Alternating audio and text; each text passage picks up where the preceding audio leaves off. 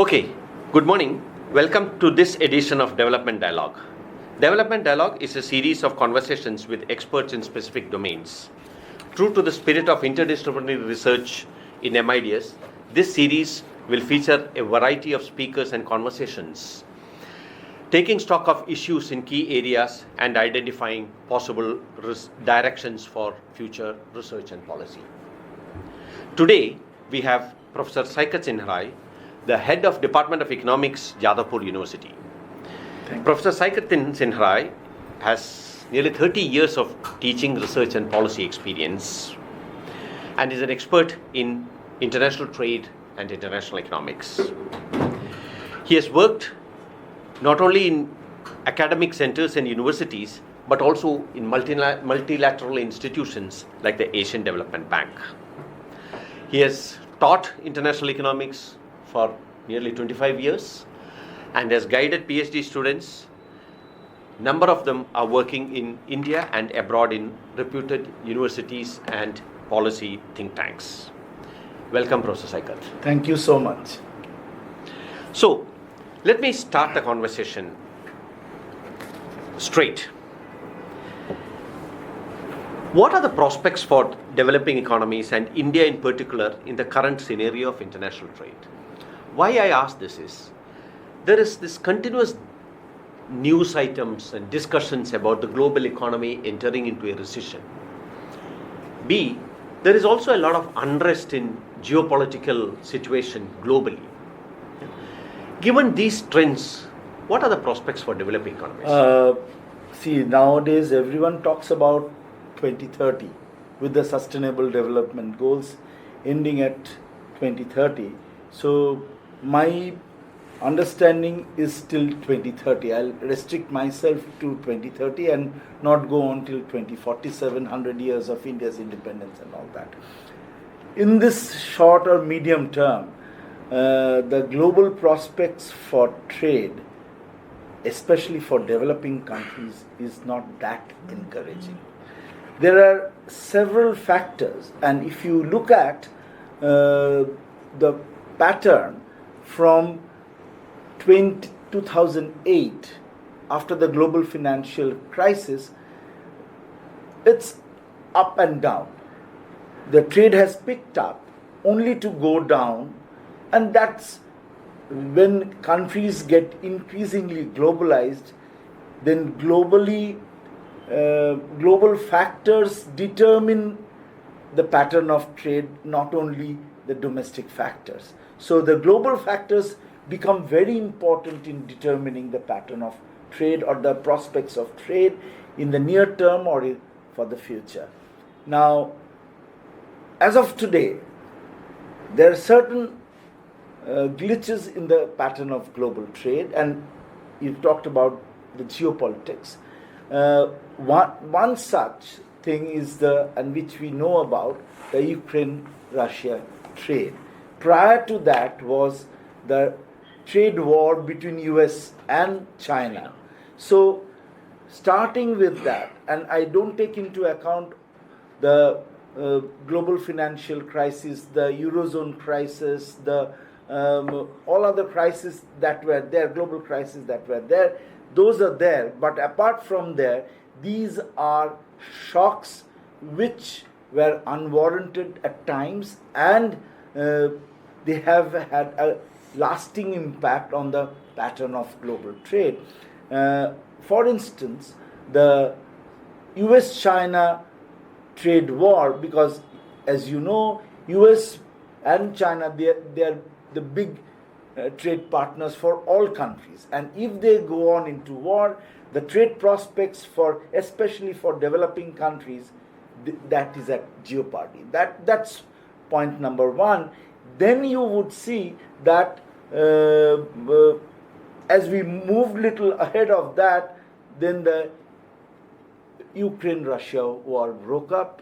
Ukraine-Russia war had a long impact on the pattern of, and is likely to have a longer impact on the pattern of trade. It's not only with respect to oil trade, crude oil trade or processed oil trade, but with all kinds of, because increasingly world trade has got integrated. Whether you do oil trade or not, the emerging pattern of trade is with respect to global value chain. And in oil trade also you have the global value chain.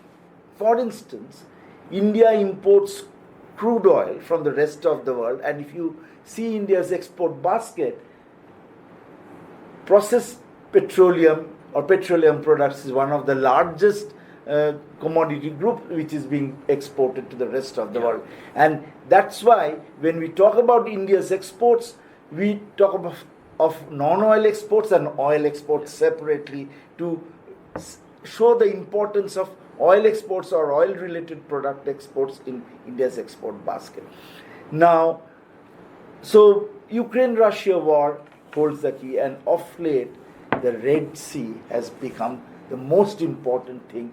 And because of the Red Sea, the global trade to the Western world could not take a shorter route, but has to take a longer route through the Cape of to the African tip and then go to the Western world. So consignments get delayed in reaching their destinations. There are larger trade costs that are involved with that. So if you notice that trade costs are important in determining global trade, and if you have longer sea routes, your trade costs are larger, and they reduce the competitiveness of products that are being exported from, especially from the Asian world to the Western world. Unless you take the other way through Japan to the US, or but reaching the Europe is also a very large destination for our export. Red Sea was giving a very shortcut route that is almost closed now. So these are the tensions in the global economy, and as we move on with geopolitics, more and more tensions are likely to be there. And as a result, what has happened, most of the countries in the global economy, their prospect of growth is also not come up very well. And the prospect of growth in the global economy, that determines trade, especially of the developing countries like India, because that's the pull factor. That's the demand factor which leads you to pull your exports and lead to destinations. The demand for exports actually is getting hampered because of the trade cost on one part, global uncertainties in the second part, and a third part is lack of global demand, which is likely to determine global trade, especially for developing countries in the days to come. See, when we are talking about this global trade at a macro level, we find now a very significant shift from trade in commodities and merchandise trade to trade in services. We also find that there is a kind of a structural transformation that is taking place in developing economies. That is the movement from agriculture to industry to services kind of a thing. So how does this present an opportunity for developing economies? Because trade in services is growing, and economies are also undergoing structural transformation. So given these two trends, how do you really see the implications of trade in services? See, trade in services globally is an important new dimension, but one should remember that trade in services would require skills at the level of developing countries, for individual countries. Unless you have the required skill to produce the services, then such services cannot be exported to the rest of the world. So skill is an important, all developing countries, India might be equipped to have the skill, it has enough skill at its disposal, but other countries may not have the required skill. For instance, poorer countries, they might have diversified their product basket towards more services, but they might be low skill services, they might be the skill intensity of those products might be lower, and in the days to come, the global pattern of trade is likely to be determined by the knowledge. Unless every product has a knowledge, which is the skill component, products are likely to, or even services are less likely to move out to the rest of the world. So the penetration of products or services to the rest of the world would depend on the kind of knowledge the economy possesses, and unless these economies transform themselves to a very skill-oriented economy, and that calls for the kind of education in those respective economies that they have, because skill transformation cannot happen overnight. If we say that in India that we have transformed ourselves, that's not has happened today. But if you remember that the development of skill through IITs and IIMs and regional engineering colleges, setting up of universities, setting up of medical colleges, that started happening way back in 1955. If you correctly remember, most of the IITs, the initial IITs were set up then, the regional engineering colleges were set up then.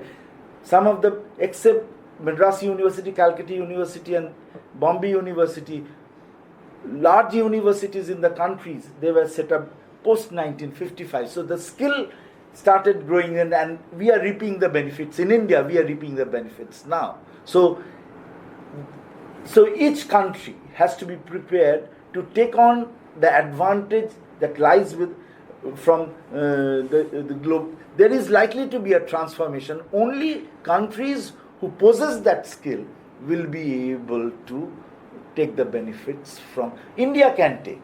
But India, if you look at India's export basket, services export basket, you will see IT and IT-enabled services hold the key. And if you look at the technology composition or technology intensity of those IT-enabled, they are at the lower end of the spectrum. Hardly we export, you can say those are mass consumption services or something. Services which are at the higher end of the spectrum, they have a prospect in the global economy, but India is still unable to penetrate in those services. There might be pockets where we have done, but it has not become universal. And more so, India has now to come out of IT and IT-enabled services. If it has to really stay or sustain its services export growth in the near future, then it has to move to other services like financial services, high-end financial services, which India has the potential, it can go. But one thing that we should remember, that moving up the skill chain to maintain services export, because India has a target of 2 trillion exports by 2030. 1 trillion for merchandise exports and 1 trillion for services export. For merchandise exports, we are way behind. We have in the range of 435 million or something this year. And this year, merchandise exports have fallen flat. It's just whatever we had exported last year, we are able to replicate it this year. In fact, there is a marginal decline. So everything holds key with the services exports if we have to reach that 2 trillion target. And the 2 trillion target cannot be reached by IT and IT-enabled services alone. Either we have to improve the technology of our products that we export to the rest of the world, the services, or we have to have a shift in the composition of services export towards newer services. Unless we are able to do that, we don't see that there is any prospect for services exports doing good. Yeah, so that actually takes me back to another trend that we witnessed in global trade. That is, until some time back, we were talking about outsourcing, offshoring, and then there was a huge kind of emphasis on global value chains, fragmentation of production, and but then came COVID, and then came this tensions in international trade, especially the US-China trade tensions and things of that sort. Now, given this kind of a scenario, there are a lot of these developing economies that have really, gone on to build value chains, etc. But now we find a trend that is, reversing. That is what we call as reshoring or whatever. Instead of offshoring, it is reshoring kind of a thing. So, what according to you will be the role of global value chains in this scenario? See, according to OECD estimates, currently 70% of global trade is determined by global value chain. Okay.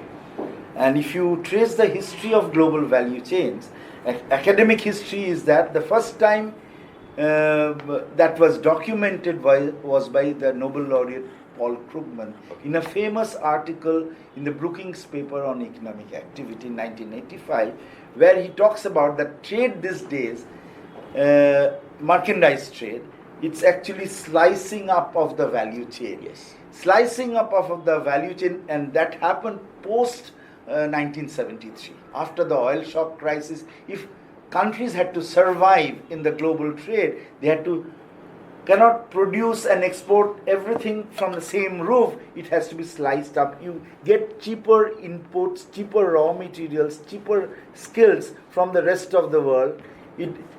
So from some countries you get this, process it up to one stage in one country, and the next stage goes to another country, and final product is produced in the fourth country from where it is exported to all consuming countries. So this is a long chain. At every stage there is a role of domestic policies, one, trade policies on the other hand, and in this case there has to be seamless flows of products and services from one country to the other. Now, global disruptions actually play a havoc to the existence of value chain. And if you look at the history, the first kind of value chain that happened, it was not a global value chain, it was a regional value chain in East Asia with respect to electronic items, and then with automotive products. And there are certain products for which global value chains are quite visible, but I am told that in Italy they have, for the leather products also, it's part of the global value chain. They source the raw material from some country, they process, the accessories are processed in some countries, and the final assembling might take place in a third country, and Italy finally exports them. That might be one trend, but these days with disruptions in the global economy, global value chains, even if they account for 70% of global trade, there are hindrances, and global value chain may not hold the key in the days to come.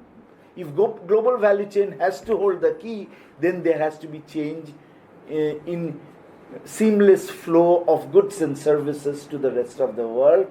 And but to me, what is more important these days, the global trade is in terms of regions, because we have not fully globalized in the global economy.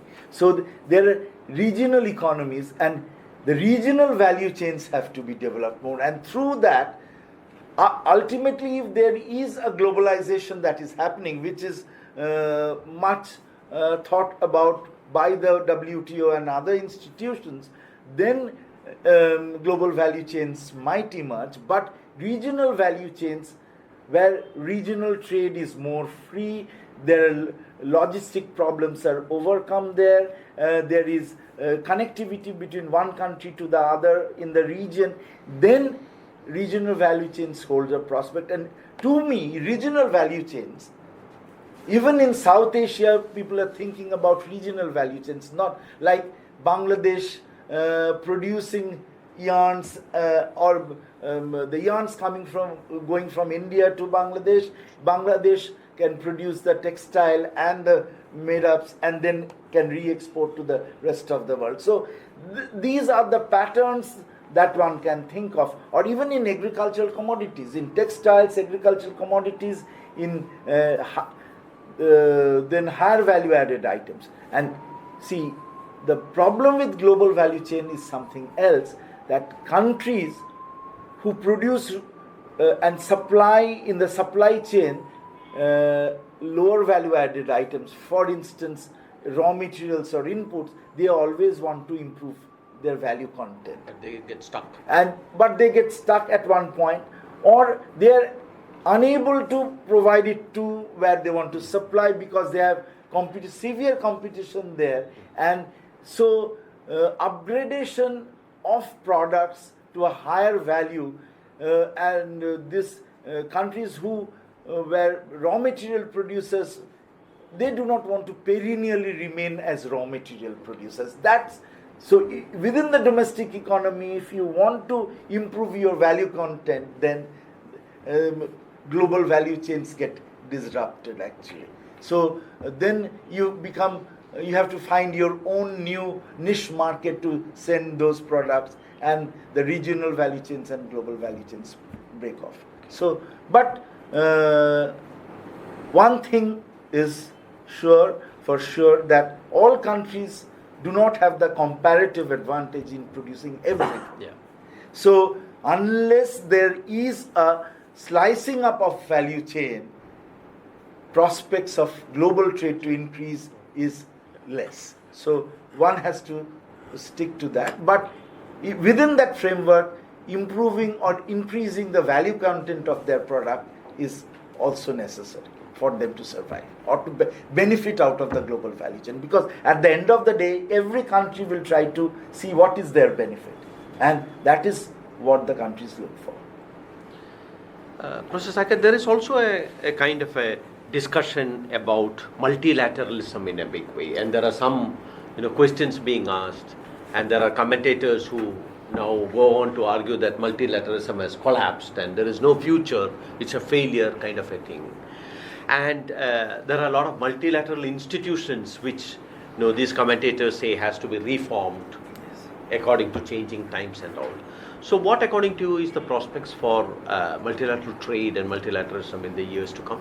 See, for trade, the multilateral institution that first comes to our mind is the WTO. Yeah. The WTO and WTO negotiations have got stuck way back from 2000 onwards. It has not moved ahead.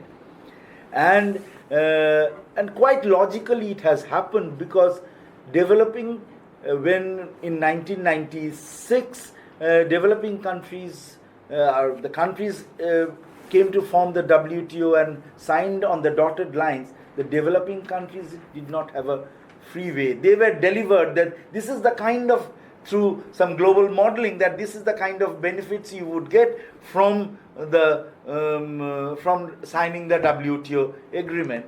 And at the end of the day, from 1996 to 2000 and post 2000, the countries did not see any benefit, or very less benefit. I would say very less benefit accruing to them. And that's why they started forming their own groups, G20, G33 and all that. And what the developing countries have in hand is their sector of comparative advantage is agriculture.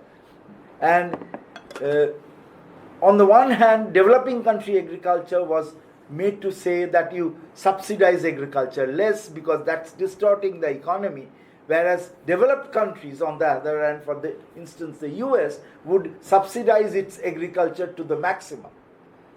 Now, so it is not a level playing field between developing country exporters and developed country exporters.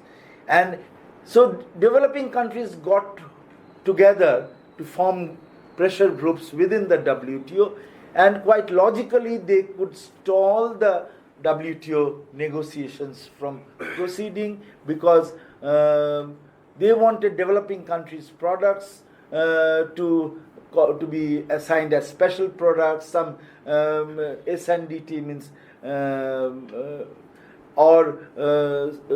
this SSM. What is the full form of SSM? I'm not just remembering. So they wanted products which are of developing country export interest or trade interest, those to be protected, because if there is a abrupt price change in the global economy that happens, then say for instance the global price has fallen of that commodity, agricultural commodity, then the producers in the developing countries get adversely affected, and as a result the WTO negotiations it has moved in pockets. Then with respect to TRIPS, the benefit sharing in TRIPS, trade related intellectual property rights, Okay. All those mattered, but then the developed country governments started protecting their government procurement. Government procurement in developed countries, if you see that EU or European countries or UK or US, for their government work, they float the global tenders in such a way that the products that have to be used for that purpose, for that work, is procured from only within Europe or from specific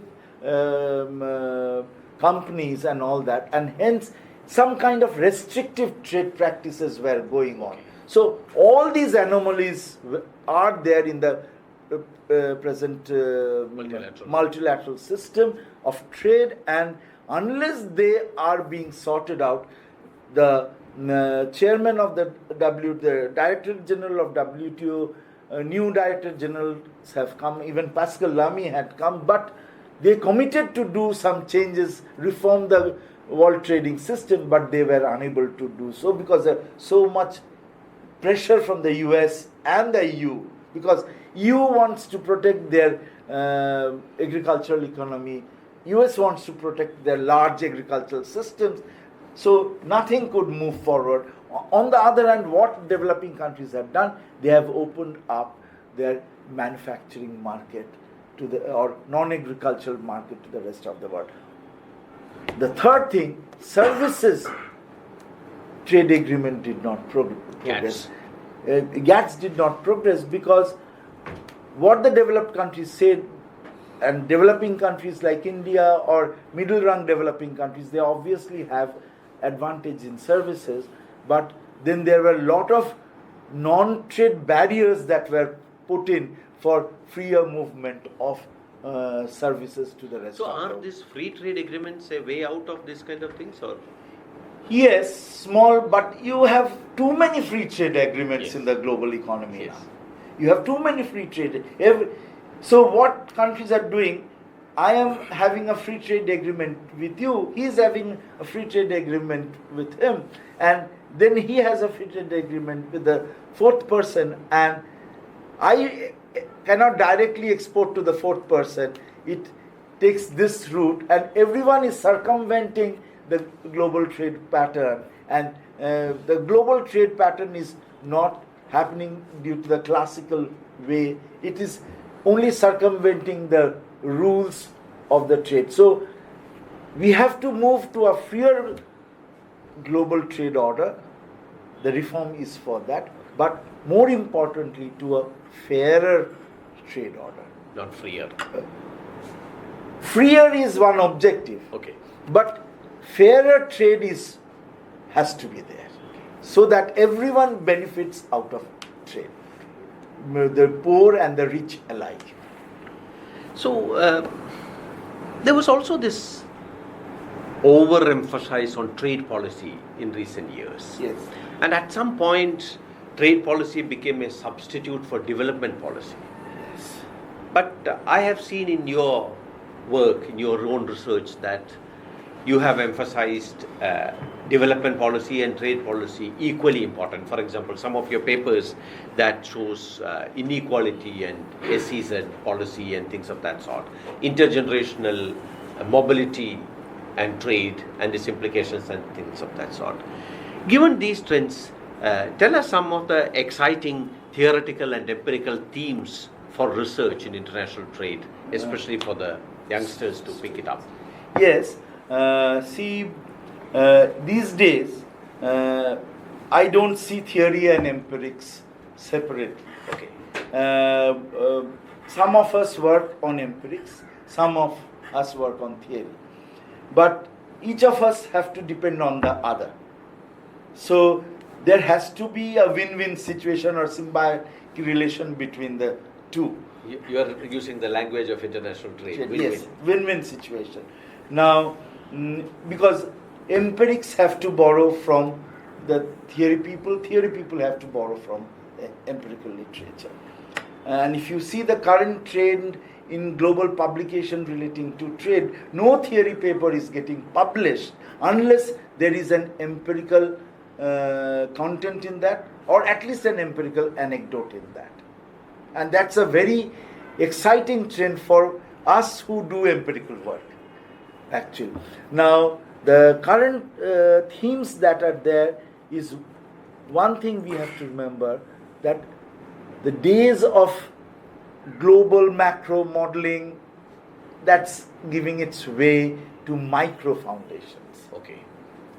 Micro foundations of trade analysis, micro foundations of development analysis. If you look at the development... No, there's a micro foundation in terms of scale or in terms of philosophical thing. Micro foundation has a certain... No, not philosophical. Because there's a fractal... No, it's not philosophical. Yeah, it's actually with respect to the individual units whom we analyze, So it's at the micro level. It's better way of putting it at the micro level. And as a result, what you would see that if you go down to the micro level, for instance, the household level or at the level of the firms and all that, then you have lot more to say than what you were initially talking about, the global macro models. You are basically giving a micro foundation to your macro type of analysis. So, and as a result, the methods of empirical analysis, I should say, has changed. These days, people use a lot of microeconometrics. Okay. In normative, this thing, microeconometrics, there are very good books which students can read up. And so what we are doing in trade, or we are going to the product level, at the 8-digit level classification, mapping it with the households or something, and then you have a very solid kind of database where you are mapping one database against the other and doing a large scale study. And there the number of observations, which is very important for empirical economic analysis, to find the robustness of the robustness of your findings, whether econometric or non-econometric, is actually a large data set. So trade and employment. Wages. Trade and employment, trade and wages, wage inequality. Then right now I'm doing some work on SEZs, its impact on inequality. Whether SEZs have been able to bring down inequality in India. It's part of a global project, but and we are going at 3 levels. At the firm level, using so SEZ data plus trade data along with the ASI data. At the plant level data, ASI data, we are using that. Second stage, we are using the SEZ data, trade data along with the household data, household level inequality. And the third thing, we have just started that work, agricultural landholding inequality, SEZ, because SEZs in a way take away land from farmers, poor or not so poor, and the SEZs are built up, whether that has implications for landholding inequalities. That's the third paper. So at all levels, whether it's trade, whether it's SEZ, I think now there is a larger penchant for having a large database to work on. And I don't care for econometric work. Econometric work is only a confirmatory thing at the end. But non-econometric work, you cross-tabulate, you cross-plot, and you can get lot of information out of that. And for all students, that should, doing empirical work, that should be the first step of analysis. You have your background, theoretical background, you have your data, and let the data come out and speak. And you mix and match to bring out newer nuances, because that is very important. Unless you do that, there are people may not be able to take what or grasp or ready to take what you are doing. So that is very important. We did a work on WTO. Suresh just mentioned about WTO, and we did it at the micro level, at the 8-digit product level, across 200 by 250 trade partners. So you can think of the data set, and we could bring out patterns how developing countries, least developed countries, and developed countries are benefiting out of global trade or not. So this is the kind, even if you do trade analysis, do it at the, go deeper down into the levels of disaggregation. If you do analysis with other sectors of the economy, what is, because trade is not an end in itself, I believe in that. We used to do fashionable empirical trade modeling earlier in my life, but now I feel that trade is not an end in itself. It has implications for inequality, it has implications for poverty, it has implications for the environment, on all jobs in the economy, everything in the economy. So you have to work very deeper down into the disaggregation. And on the theoretical level, there are theories which have moved away from traditional comparative advantage theory. Krugman did the first revolution in bringing in, relaxing the trade theory comparative advantage assumptions, and now it's the Melitz framework, where Melitz talks about that whether firms, whether they will send their product to the domestic market or to the rest of the world, it depends on many factors, including productivity. Thank you, Professor Saikat. Thank you for sharing your thoughts and talking to us. So, Welcome. Development Dialogue will be back with another episode soon. Thank you. Now it is open for